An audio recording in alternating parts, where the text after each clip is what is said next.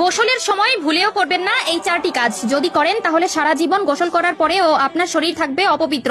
আপনার করা নামাজ, রোজা, তাসবিহ, তাহলিল, এমনকি আল্লাহর দরবারে করা কোনো ধরনের দোয়াই কবুল হবে না। বিশেষ করে যখন আপনার উপর গোসলটি ফরজ হবে, তখন তো কোনোভাবেই এই কাজগুলো করা যাবে না। কেননা গোসল যদি পবিত্রভাবে না হয়, তবে একটানা 70 বছর আপনি নামাজ পড়লেও সেই নামাজের মধ্যে এক ওয়াক্ত নামাজের ফজিলতও আপনি পাবেন না, এমনকি আল্লাহর দরবারেও তা কবুল হবে না। বিশ্বনবী সাল্লাল্লাহু আলাইহি ওয়াসাল্লাম বলে গেছেন, গোসলের সময় মারাত্মক কিছু ভুল করার কারণে ব্যক্তির করা আজীবনের নামাজ আল্লাহর দরবারে কবুল হয় না। তবে ভুলগুলো মারাত্মক হলেও দেখতে দেখায় সামান্য। তাই নিজেকে একজন মুসলিম মনে করলে এই ভুলগুলো কখনোই করবেন না। কেননা গোসল আমাদের পবিত্রতার একটি অংশ এবং ইসলাম ধর্মের যে কোনো কাজ করতে হলে পবিত্রতা আবশ্যক। কি সেই চারটি ভুল জানতে হলে না টেনে দেখতে থাকুন সম্পূর্ণ ভিডিওটি এবং ভিডিওটি ছড়িয়ে দিন আপনার সকল মুসলিম ভাই ও বোনদের মধ্যে, যাতে করে তারাও এই ভুলগুলো থেকে নিজেকে শুধরে নিতে পারে, যাতে তারাও জীবনের গুনাহ থেকে বাঁচতে পারে। প্রিয় দর্শক, আপনাদের কাছে একটি প্রশ্ন, আপনি কি গোসল করার দোয়া জানেন? যদি জেনে থাকেন অবশ্যই কমেন্টে একবার আলহামদুলিল্লাহ লিখে যাবেন, আর যদি না জেনে থাকেন তাহলে কমেন্ট করে জানান,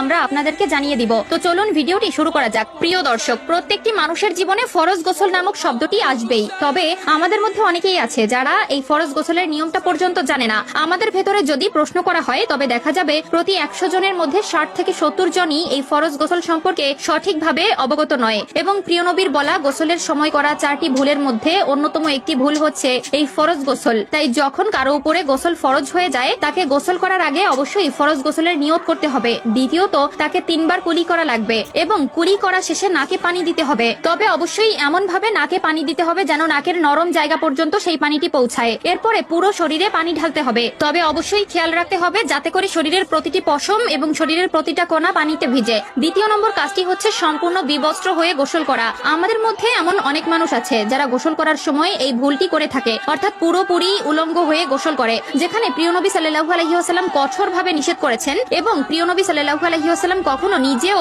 সম্পূর্ণ উলঙ্গ হয়ে গোসল করতেন না। প্রিয় নবী বলেছেন, সকল প্রকার অপবিত্র স্থানে শয়তান এবং জিনেরা বসবাস করে।